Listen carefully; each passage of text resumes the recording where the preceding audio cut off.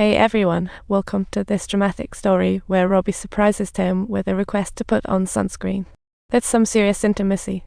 His technique was so professional, it left Tim blushing and wishing he could disappear, all while whisking him back to that calm afternoon.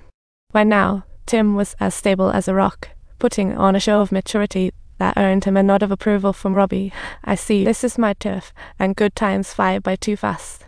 Before he knew it, it was the last day of summer, and Tim knew tonight was the showdown of a lifetime. With a heart full of nerves, Tim knocked on Robbie's door, wondering, is this about love or am I overthinking things? But honestly, I was just so happy. You just asked me about the Far East Hotel, and it's 100% about love.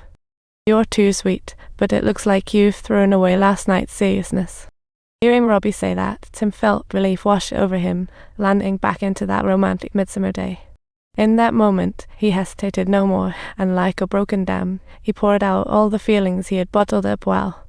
Why don't we just check out summer's highlights and then you can ask me about last night? My last night? Sure, let's give you a taste of my yesternight.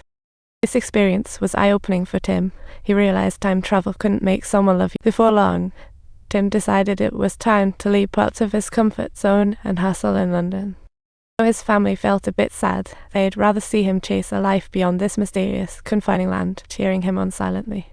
They watched him speed away, wind in his wake, as rose scenes faded, each farewell a prelude to better meetings. His plan was to crash at a friend's house which belonged to a quirky playwright. In an unfamiliar world, having a friend is always a win, but when Tim knocked, he found his host wasn't exactly the warmest welcome. More like he walked into an audition gone wrong. The sight left him speechless, but the man held back his anger and ushered him inside, like stepping into an emotional drama. After Tim found his seat, Harry's emotions boiled over. It turned out he just had a brilliant idea, only to be interrupted by the doorbell. But still, he took Tim upstairs. Harry used to have a wife and daughter, but last, they decided to wave goodbye to him. Soon after, thanks to his remarkable abilities, Tim landed a legal job and made a good friend named Roy. Time flies faster than light. 6 months slipped away like sand through fingers, and every tired night was spent with Harry. As Tim found his footing in law, Harry was busy preparing for his latest show. Countless girls brushed past him, yet only Rory stopped to stay. But then, everything changed. One fateful evening when Tim's childhood friend brought him to a unique restaurant. Here, they could dive into the world of the visually impaired, and the darkness around them intensified the ambience, which soon had him drawn to a girl nearby. Even without sight, the chemistry and dialogue warmed Tim's heart, and as their thoughts settled, they reached the end of this subtitles. Tim waited anxiously as Mary slowly stepped out from behind the curtain. A beautiful face melted Tim's heart instantly, as streetlights twinkled like stars, and the world seemed to pause for a moment. Subtitles to facilitate this long overdue encounter of theirs. If I were able, you know I would have already wanted you to calm down. A shy smile painted all of Tim's romantic dreams, and when they parted, her accidental glance was more potent than 1,000 good nights. On his way home, waves of emotions surged through Tim. The late-blooming feelings added weight to her presence. But as soon as she stepped inside, she heard a familiar shout. After asking around, she discovered Harry's show got ruined by a veteran actor forgetting their lines talk about a potential career disaster. Upon hearing this, Tim raced to the bedroom, launching into his time travel adventure as memories flashed like a movie reel. Racing along with Harry, Tim quickly tracked down the actor's lounge, shouting, "Harry, hurry up. I'm a friend of Harris. Why do you think I follow these guys? Get out of my way, you little brat. What here?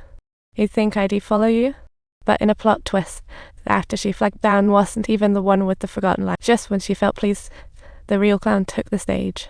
Yet no matter how hard he tried, his lines just wouldn't come out, and the whole theatre fell silent.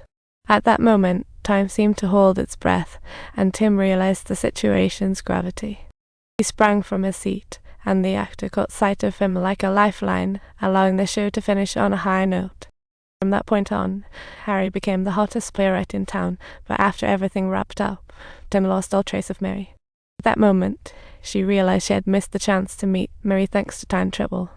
She darted back to the restaurant from yesterday, frantically asking about Mary's contact, only to find that poor Mary hadn't left a number. She blew in like a summer breeze, silent when arriving, vanished like smoke when leaving Tim waiting in vain. But the wheels of fate began to turn. Destined souls would never stop easily. That day, Harry was over the moon showing off his work gracing the newspaper's front page, and Tim stumbled across news that Kate Moss was holding a photograph that was Mary's idol, and without hesitating, Tim dashed to the exhibit, secretly hoping to catch a glimpse of Mary. Yet waiting for Mary, he unexpectedly ran into his sister, whose life was also falling apart, dumped by her boyfriend, and fired from work. As they chatted, Mary suddenly appeared in Tim's view, with his sister helping her adjust her outfit. Then she walked to Mary, hopeful, still stunning. Everything seemed to sing her praises.